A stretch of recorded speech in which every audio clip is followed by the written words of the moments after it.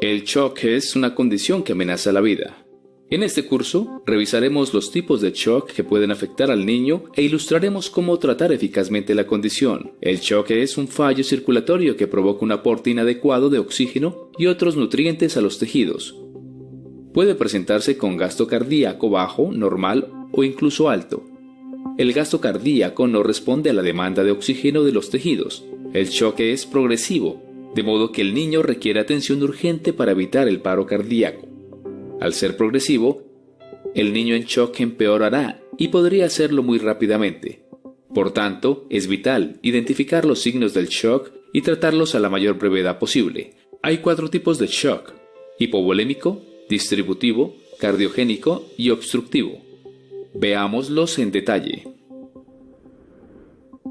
El shock hipovolémico es el más común en niños y se debe a una hipovolemia por vómitos, diarrea, hemorragia o aporte hídrico insuficiente. Entre los signos del shock hipovolémico se incluyen taquicardia y mala perfusión.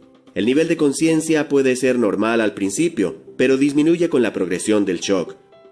En las fases iniciales del shock hipovolémico, la presión arterial puede ser alta por la liberación de catecolaminas. Conforme el shock progresa, la presión arterial se reduce. Si hay hipotensión, es necesario tratamiento inmediato para evitar el paro cardíaco. El shock distributivo se produce cuando hay flujo sanguíneo inadecuado a algunos lechos tisulares, con demasiado flujo a otros. Suele estar asociado con vasodilatación y extravasación capilar y con una función cardíaca disminuida. La presentación clínica del shock distributivo es más variable que la del shock hipovolémico. Como los niños con shock hipovolémico, la mayoría que sufre shock distributivo presenta taquicardia. Algunos también tienen signos de mala perfusión, piel fría con llenado capilar lento.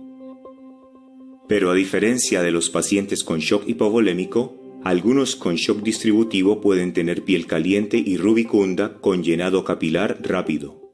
La forma más común de shock distributivo es el shock séptico, resultado de una infección sistémica. Las infecciones graves pueden liberar toxinas que causen la dilatación de los vasos sanguíneos pequeños y la salida de líquido a los tejidos. El shock séptico suele ir precedido de signos y síntomas de infección como fiebre.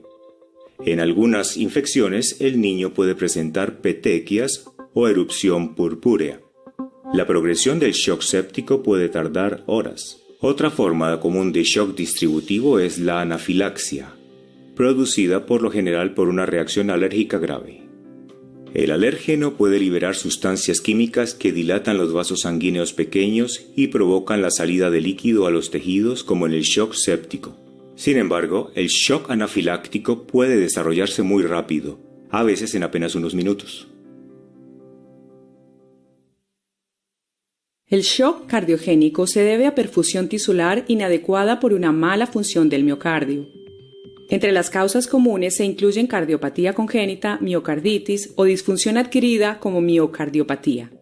Otras menos comunes son arritmias, sepsis, toxicidad farmacológica o lesión directa del miocardio. Un niño en shock cardiogénico suele presentar una marcada taquicardia, acompañada de resistencia vascular sistémica alta y vasoconstricción grave y disminución del gasto cardíaco. También puede presentar edema pulmonar con dificultad respiratoria. El volumen intravascular puede ser normal o alto, a pesar de una escasa ingesta oral.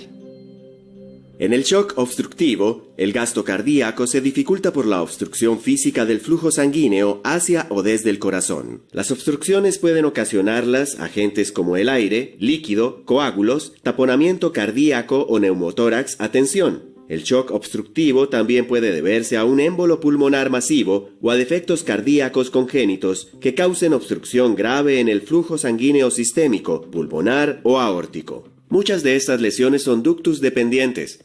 Dependen del funcionamiento de un conducto arterial para el flujo sanguíneo, pulmonar o sistémico. Cuando el conducto empieza a cerrarse tras el nacimiento, el deterioro en lactantes puede ser rápido. Como el gasto cardíaco se altera tanto en el shock obstructivo como en el hipovolémico, puede ser difícil distinguirlos. Cuando se determina que el niño tiene uno de los 4 tipos de shock, es esencial definir qué tan grave es. si es compensado o hipotensivo. El shock con una presión arterial adecuada se denomina shock compensado. Con shock compensado, la presión arterial sistólica puede ser normal o incluso alta debido a la respuesta simpática. Este mecanismo compensatorio produce vasoconstricción sistémica que, en principio, mantiene la presión arterial. El shock con baja presión arterial es el shock hipotensivo. La baja presión arterial se define como presión arterial inferior al quinto percentil para la edad. La hipotensión se produce cuando los mecanismos compensatorios fallan. El shock hipotensivo en niños es muy grave y requiere intervención inmediata. Con independencia del tipo de shock, es fundamental conocer los dispositivos y procedimientos para tratar esta grave enfermedad. Hay varias consideraciones importantes para la monitorización y el tratamiento del shock. Para monitorizar a los pacientes, use un monitor cardíaco, mida continuamente la pulsioxiometría y tome la presión arterial con frecuencia. Para tratar el shock es necesario un acceso vascular rápido para administrar fluidos y fármacos. En el caso de niños en shock compensado, es preferible el acceso venoso periférico si se puede obtener rápido. Pero en niños en shock hipotensivo, el acceso vascular inmediato es crucial, por lo que un miembro del equipo debe estar listo para establecer un acceso intraóseo. Administrar bolo de líquidos por vía intravenosa o intraósea está indicado para tratar el shock. El principal objetivo de la reanimación con líquidos es restablecer un flujo sanguíneo adecuado a los tejidos. La frecuencia y el volumen del bolo de líquidos dependerán del estado del niño. La velocidad de administración del líquido dependerá del tamaño y la longitud del catéter intravenoso.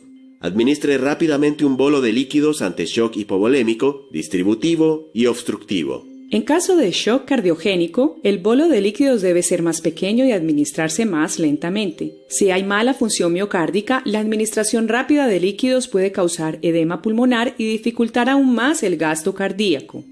Esto puede afectar aún más la oxigenación, la ventilación y el gasto cardíaco. Prepare un bolo de 5 a 10 mililitros por kilogramo de peso corporal usando cristaloide isotónico. Administre el bolo durante 10 a 20 minutos. Supervise atentamente los parámetros hemodinámicos y respiratorios durante la infusión de líquido y repítalo si es necesario. Para un niño en shock se empieza la reanimación con una solución cristaloide isotónica como suero salino normal o Ringer lactato. Los líquidos con dextrosa no se aplican en la reanimación ante un shock. Si desconoce el peso del niño, use una cinta de reanimación basada en la talla para calcular rápidamente el peso y el volumen del bolo. Mida desde la parte superior de la cabeza hasta el talón. El talón del niño caerá en una zona que enumera no solo el típico bolo líquido para el shock, sino también la dosis de emergencia de medicamentos y el tamaño del equipo de emergencia indicado para ese niño. El volumen para tratar un shock es de 20 mililitros por kilogramo de peso corporal de cristaloide isotónico aplicado en bolo de 5 a 20 minutos. El equipo para la administración de fluidos por vía intravenosa en niños podría no inyectar el bolo de líquidos todo lo rápido que se requiere ante un shock. Una forma de aportar líquidos es usar un dispositivo de infusión rápida de uso comercial. Otra opción es configurar un sistema de introducción forzada rápida. Cuando se administra líquido rápidamente, hay que estar atento ante el riesgo de embolia aérea. La embolia aérea se produce si pasa aire desde la bolsa una vez que se ha agotado el líquido. Este es un sistema de introducción forzada que se ha configurado con elementos de uso común. Siga estos pasos para administrar un bolo con jeringa y una llave de 3 vías. Confirme que el acceso vascular es permeable. Conecte una bolsa de cristaloide isotónico con una llave de 3 vías y un tubo de extensión para acceso intraóseo o intravenoso. Coloque una jeringa grande en la llave.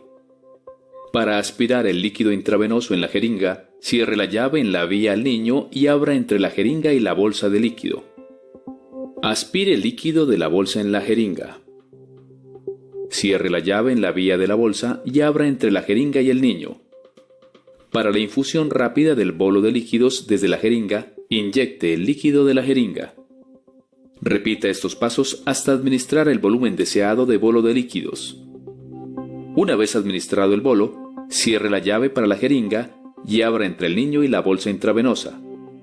Restablezca la infusión continua según usted estime. Evalúe detenidamente al paciente tras cada bolo. Ausculte los pulmones y busque hepatomegalia. Si aparecen crepitaciones, dificultad respiratoria o hepatomegalia, el niño necesitará otro tratamiento, como un fármaco inotrópico, por ejemplo, adrenalina o un inodilatador como la milrinona. Algunos pacientes en shock podrían necesitar soporte respiratorio extra, como presión positiva continua en la vía aérea, intubación y ventilación mecánica tras la reanimación con líquidos. Si el niño tiene fiebre pero no presenta signos de shock, no se recomiendan los bolos de líquidos por vía intravenosa. No se han constatado ventajas en estos casos y podría ser perjudicial cuando el acceso a recursos de cuidados intensivos es limitado. Para pacientes con posible shock séptico, se administrarán antibióticos durante la primera hora. Además, será necesaria la administración de fármacos vasoactivos si el niño no responde a los bolos de líquido iniciales. En pacientes con shock cardiogénico, podrían necesitarse pequeños y más frecuentes bolos de líquidos, pero hay que actuar con precaución. La mayoría de pacientes necesitará soporte inotrópico con medicación como milrinona o adrenalina. En el shock obstructivo, el tratamiento debe paliar el problema subyacente. Por ejemplo, con neumotórax a tensión, se requiere descompresión con aguja. Para taponamiento cardíaco, se indica la pericardiocentesis. Para cardiopatía congénita ductus dependiente que causa shock obstructivo, administrar prostaglandina puede salvar la vida. Mientras se averigua la causa del shock obstructivo, administrar pequeños bolos de líquido y fármacos vasoactivos como la adrenalina puede favorecer el gasto cardíaco. También debe consultar al experto. Saber reconocer los signos del shock y tratar esta condición son competencias esenciales que debe aprender. Su habilidad para tratar este problema puede salvar vidas.